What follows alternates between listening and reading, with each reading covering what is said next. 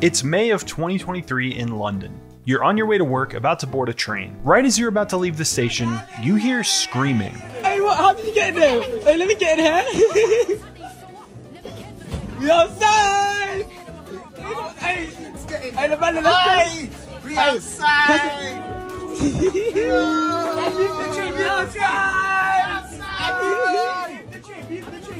Hello, can I call the police? The people on the train! This is one of the most prolific TikTok pranksters of all time, and hijacking a train is just the latest in a long string of crimes and public disturbances he's created, all to gain clout online. In fact, he's been terrorizing the city for well over a year, and millions of people know his name by this point. YouTuber and TikToker Mizzy has been fined £365. Now, the main douchebag's name is Mizzy. This week, a social media prankster named Mizzy has generated headlines and abject outrage for so-called pranks. Mizzy, you know, the one who likes to play pranks. You know, walk into people's houses, steal old ladies' dogs and film it because it's hilarious, according to him. That he's called Mizzy because he's missing a few brain cells. An 18-year-old teenager has been arrested again days after being fined for entering someone's home without permission. Mizzy posted a video on his social media of the arrest this morning. Earlier this week, he pleaded guilty and apologised after being handed a criminal behaviour order for filming himself entering private residences and posting them on social media. This is the story of the insane rise and colossal fall of one of the internet's most prolific pranksters, Mizzy. But before we get into that, I'd like to thank the sponsor of today's video, Opera Browser. It's a browser that's faster, safer, and smarter than default browsers. Opera Browser is loaded with features that add to your privacy, security, and everything you do online. And the best part is, it now has a completely redesigned look and new functionality like tab islands, and a sleek modular design that adapts to your browsing. Opera Browser now has a native browser AI called Aria. Aria is baked into Opera Browser so you can easily access it from the sidebar, and it gives you clear answers instantly. The best part about Aria is it's connected to the internet, so it gives you real-time information and can generate content based on your ideas in just a few clicks. I found that Aria is particularly good at summarizing complicated legal concepts into everyday language that even a simpleton like me can understand. In just a few seconds, Aria accurately explained the statute of limitations in Texas to me for this video. Another really cool feature from Opera Browser is tab islands. Tab islands are fully customizable clusters of tabs designed to allow you to keep similar tabs together. You can also drag and drop tabs between islands and manage entire groups at once. It really does make a big difference when you have massive amounts of tabs open and you don't want to lose them. One feature that's recently been revamped that I like a lot is Lucid Mode. Lucid Mode sharpens the videos you watch online with one click. It's easy to use too. Just hover over any video and click the Lucid Mode button to watch it work its magic. You can now change the sharpness level of Lucid Mode in the settings and also check the before and after directly on the video thanks to the slider. Once you start using Lucid Mode, you'll wonder how you ever watch videos without it. So make sure to use my link in the description to download Opera Browser. It really does help the channel, so I appreciate it, you guys. Now let's get right back to the story. June 15th, 2022. A young woman is walking down the street, texting on her new iPhone. It's a beautiful day.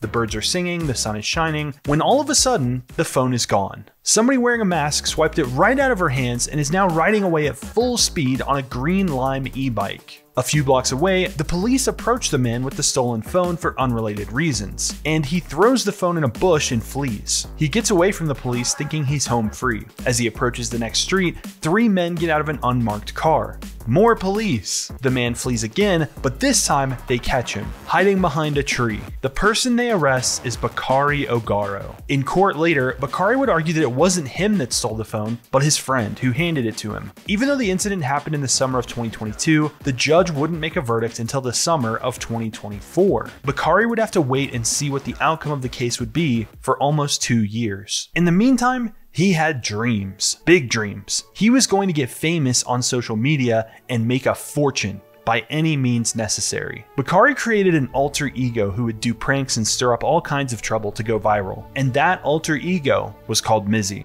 Bags in places. Mizzy started off small, riding bikes through shops, jumping on the counter at McDonald's, just being a general nuisance to society. He didn't gain a lot of followers at first, so he decided to raise the stakes. Is this my boombox right here?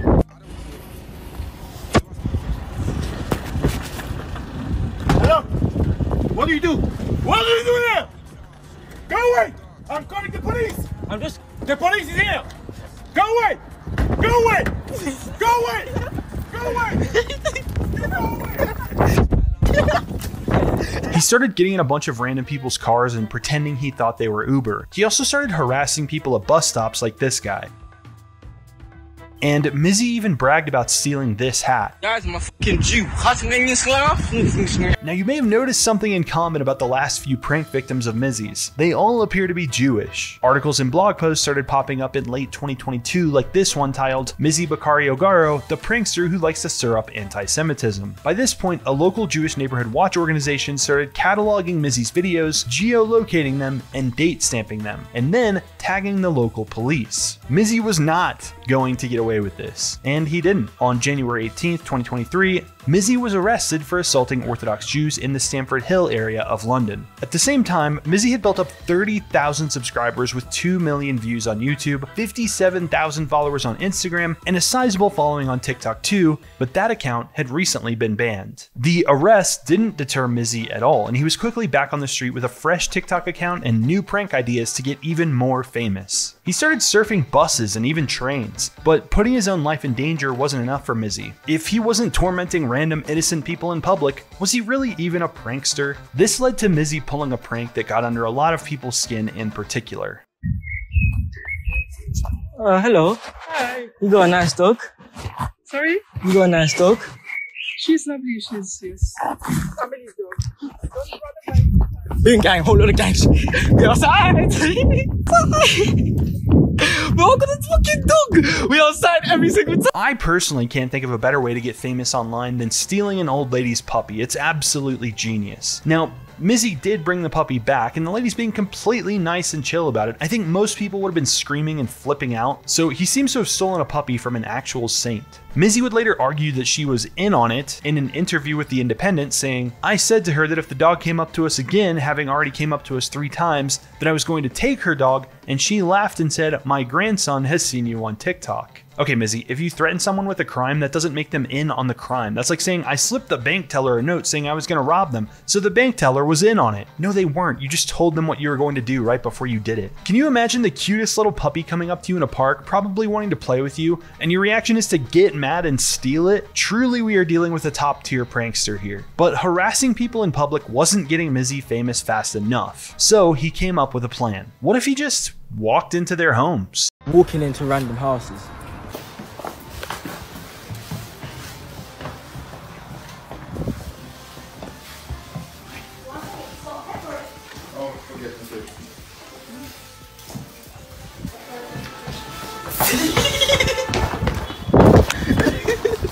Nothing really came of this first home invasion other than Mizzy being handed a community protection notice from the courts, ordering him not to trespass on private property. Mizzy promptly crumpled this court order up and threw it in the trash. So far, Mizzy was known locally in London for his pranks, but he wanted to be a true viral star on the internet. So he decided to try and start a new trend on TikTok. He called this bright idea, walking into random houses. WTF, this is too mad and too far.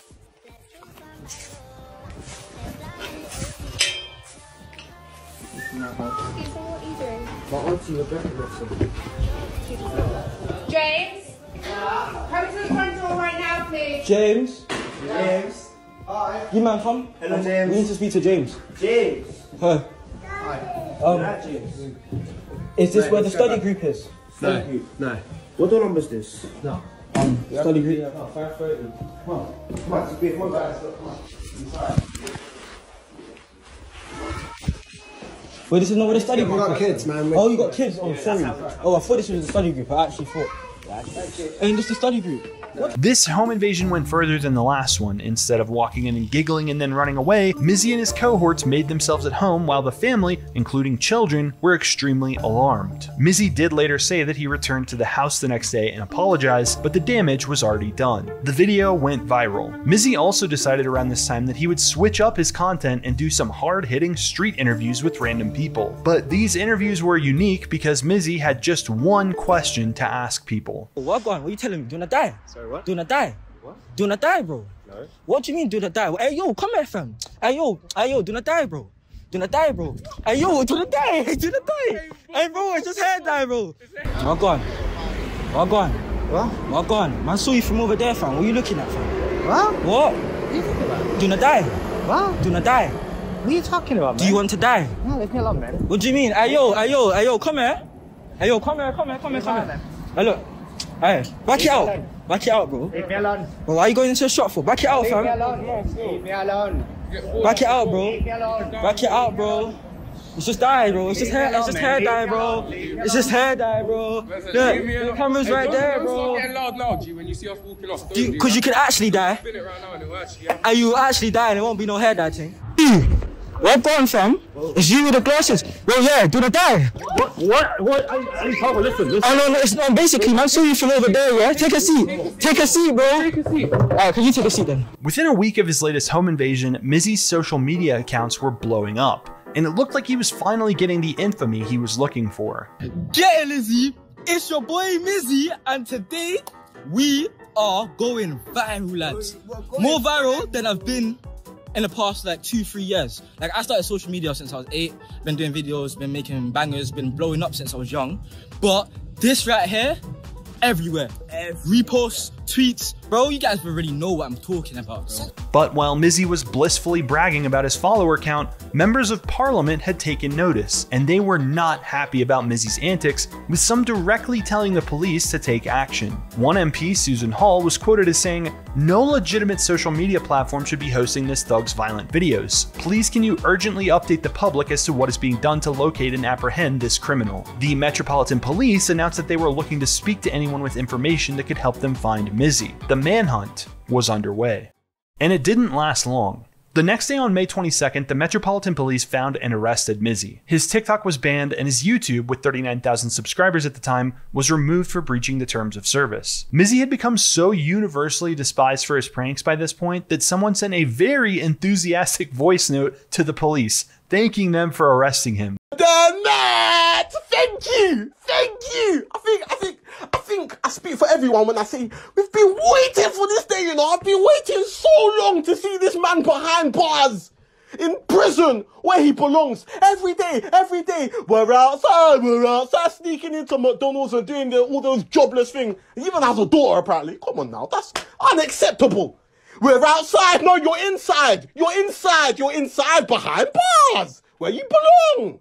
Thank you, London Mets! The same day Mizzy was arrested, Critical uploaded a video called Worst Prankster Ever that showed the home invasions up to that point and a couple of the more egregious pranks Mizzy had done. This video quickly cleared 3 million views and helped bring Mizzy into the forefront of mainstream YouTube's consciousness. With his TikTok and YouTube channels banned, Mizzy would have to start all over and create new accounts if he wanted to continue his downward spiral into internet infamy. But he couldn't do that while he was locked up waiting for his day in court. After a couple days behind bars on the 24th, Mizzy was brought in front of a judge to be sentenced for his latest home invasion. Mizzy's lawyer told the judge that Mizzy had apologized to the family and that he was raised by a single parent with a difficult upbringing, saying he is an intelligent young man with some potential. With all this in mind, the judge made her decision. YouTuber and TikToker Mizzy has been fined £365 and is banned from using social media after his latest prank video of him entering someone's house without permission led him to handing himself in for arrest. Today in court, he was given a criminal behaviour order, which bans him from doing that again. Also, he's banned from retail stores, schools and Westfield Stratford until 2025. If he breaches the order, he could go to prison. People were not happy that Mizzy got off with a fine and restrictions on posting to social media. A popular post on the UK subreddit from that day shows how outraged people were, with one saying, "A fine? A f***ing fine for stealing dogs and invading other people's homes? For sake." Other commenters said he should be banned from social media, and in fact he already was. Mizzy's new strategy was to upload videos to a private WhatsApp group and to a private Snapchat, and then have other people upload those videos on social media for him. He would start using what he must have thought was this big-brained legal loophole the very same day he got out of jail. But before that, Mizzy left the courthouse and went to be interviewed on Piers Morgan's talk show just hours after being set loose. You go up to women in the street and say, "Do you want to die?" It wasn't a woman, it was a man. And she even There were also women that you did this to. There was women there, but I only say it to a man. Right. You shouldn't be saying it to anybody. Brilliant legal defense from Mizzy here. So it's only a problem to ask women if they want to die. Totally cool to ask it to dudes. So Mizzy's up 1-0. Why cause so much alarm and distress to so many people? Do you get your kicks out of doing that? Not necessarily, but you could say that this whole public outroar just makes me laugh because people are getting hurt over something that didn't happen to them. This whole argument is crazy to me. So people are only allowed to be outraged when something happens directly to them. If you stop and think about this for 5 seconds, the whole idea is psychopathic. Basically, you're saying that empathy should not exist. Can you imagine a guy walking down the street, sees like 9/11 happen, and he's like, well, I didn't personally get hurt, so I don't care. But I guess this is probably the kind of mindset you would have to grab an old lady's dog and run off, or invade people's homes for content and then be completely defiant about it. A lot of the stuff that you do could have consequences far more serious, but you don't care, do you? As long as you get a laugh. I have remorse. I have remorse for all of these things. You don't have any remorse. What do you mean I don't have any remorse? How are you trying to tell me? You have no remorse. Are you in my life? Do you live in my life? Huh? Are you there for my pranks? Have you been there in my life? What's your life? Tell me. You tell me my life. Presumably, this is whether... Presumably, are you about, my life. Presumably, you're about to tell me the sob story, are you? What's the sob story? There's no sob story. Well, go on then. What's so bad about your life that makes you do this? my whole life, innit? I just do it for fun. On or off camera, I do my thing. Tell me about your life. What justifies this? What's happened to you that makes you think you're justified in doing this? What do you mean, tell me about my life? Well, you said you don't know anything about your life. Tell me about your life. Because you're trying to get onto me because I'm black. Because I guarantee if because you're black? Yeah, I guarantee if I don't give a damn about your skin colour. Really? No. Why would I care what colour your skin is? Really? I just think you're an idiot. Oh, thank you. I think you're an idiot too. That's fine. You're perfectly entitled to. Yeah, so are you. So this show's called Uncensored. I think you're an idiot for what you've been doing. Okay. I also think you're an idiot for playing the race card when no one's mentioned your skin colour. Really? Okay, you don't have to mention it to... I don't care about your skin colour, Mizzy. I care about the fact that you've been terrorising all these people for a sustained period of time. I also care about the fact you've only got a tiny fine today. No deterrent to you whatsoever. You don't show any real remorse. You don't really care, do you? The UK laws are weak, simple as. And that's not, the UK laws are weak, simple as, and that's not my fault. This was a pretty pivotal point in the interview, I thought, because Piers, while berating Mizzy, does give him an opening to tell his story from his perspective, which I and probably a lot of other people were interested in hearing. But instead, he pushed back and jumps from, you're only criticizing me because I'm black, to, it's not my fault the UK laws are weak. I think if someone was trying to cook up an unlikable character in a lab, they would have a hard time coming up with a person as unlikable as Mizzy. And while the courts had treated Mizzy with a light touch up until this point, they were watching this interview, and everything he said was being noted by MPs, judges, and prosecutors across the city. Over the next couple of days, Mizzy would post tons of videos, including this one where he boards a train and he and his group start messing with the controls. We outside! Hey, the man in the street! We outside!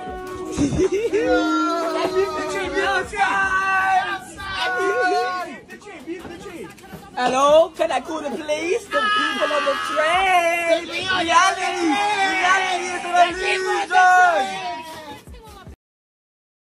An 18-year-old teenager has been arrested again days after being fined for entering someone's home without permission.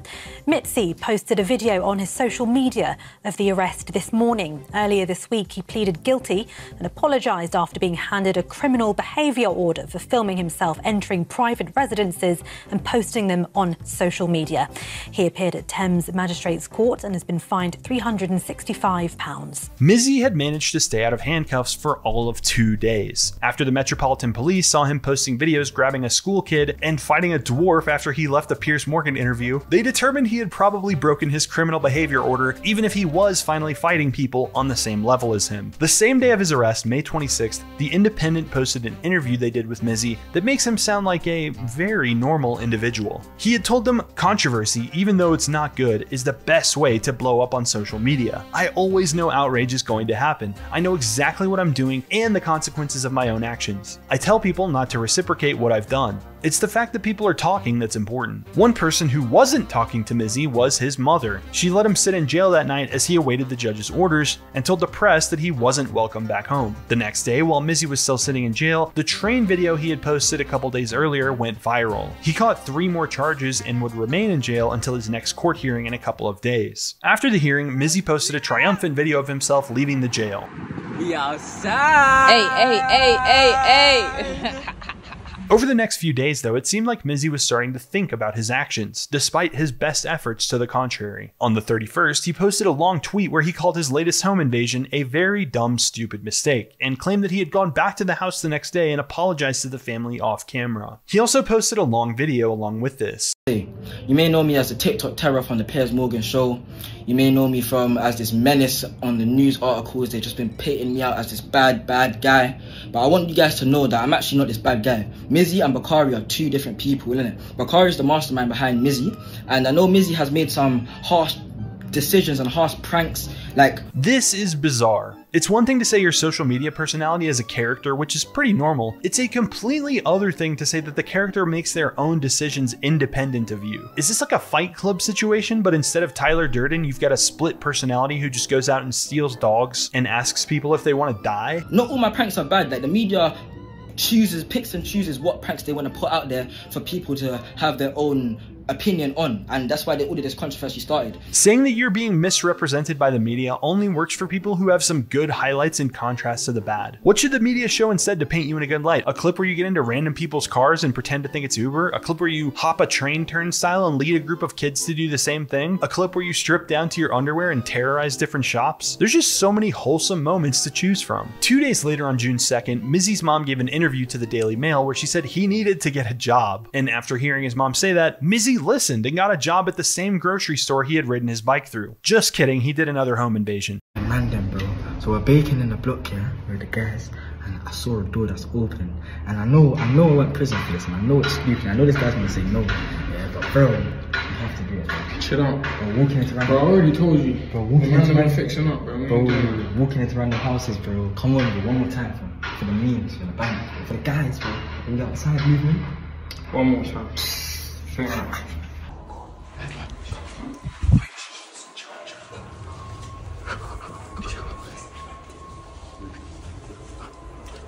We outside. Let me on, bro. Oh shit. There's people in there.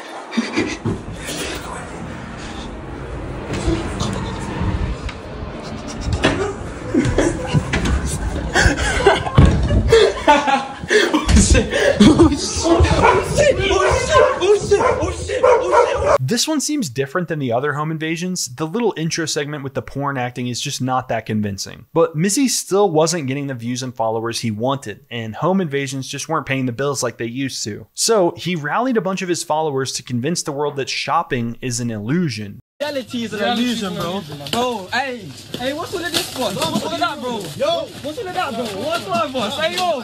Shut, bro. It's an illusion, bro. It's an illusion. It's I got it running. Hey, grab that. Keep doing that, bro. Drop it, bro. Hey, what? Outside. Nobody's really sure what shopping is an illusion actually means. I have a feeling it has something to do with Mizzy getting advice from Andrew and Tristan Tate, as he had recently started talking about the Matrix. I bet that shopkeeper wished that gang of kids was an illusion. At this point in the summer of 2023, Mizzy was still under his criminal behavior order not to post videos that show anyone else in them without everyone's consent, which turned out to be a problem when Mizzy went to a massive music festival the day after the Shopping is an Illusion video came out and started posting videos of himself dancing and giving interviews. There were tons of people in the background that hadn't given their consent to be in the videos. To be honest though, can you really blame the guy? Cardi headlined the first night. I'd probably forget about the conditions of my probation too the minute Vamp Anthem starts playing. But the Metropolitan Police were not true vamps and arrested Mizzy yet again. Mizzy ended up disappearing from the internet for a few weeks after this, which is not like him at all. Then after 20 days had gone by, he posted a video explaining why he had disappeared. Look, I had to cut all my hair off. I don't know if you saw that last video, but yeah, I did get sectioned. Got a section under Section 2 of the Mental Health Act. I was in a mental health institution for 20 days, bro. They violated my thing, bro. Bro, there was a violation. But we outside. Section 2 is a pretty serious involuntary commitment to a mental health facility and is used by the government to assess if someone is suffering from a mental disorder. Now, I'm no psychiatrist, but if I had to guess, I'd say they probably diagnosed him with TikTok brain rot and set him loose. As the summer heated up, so did the action in London. In August, mass crowds of organized shoplifters descended upon the shops on Oxford Street. A once beloved shopping district now turned into a bunch of those tourist gift shops with bobbleheads and giant bags of peanut M&Ms. And I'm speaking from experience, I was there recently. the M&Ms were good. And wouldn't you know who appears in the background of a lot of these videos? Our boy Mizzy, like the Joker watching his clowns terrorize Gotham. One article about the August incidents was titled, "Oxford Street Isn't Safe Anymore. Worried shoppers reveal how TikTok-inspired looting has left them nervous, as experts blame rising crime, COVID, and online shopping for London District's demise." And I just gotta say, TikTok-inspired looting is one of the craziest phrases I have ever heard in my life. Mizzy, you know, the one who likes to play pranks, you know, walk into people's houses, steal old ladies' dogs and film it because it's hilarious, according to him. He didn't turn up to court last week, but he did turn up to this event. He said strictly as an observer. He filmed a video himself.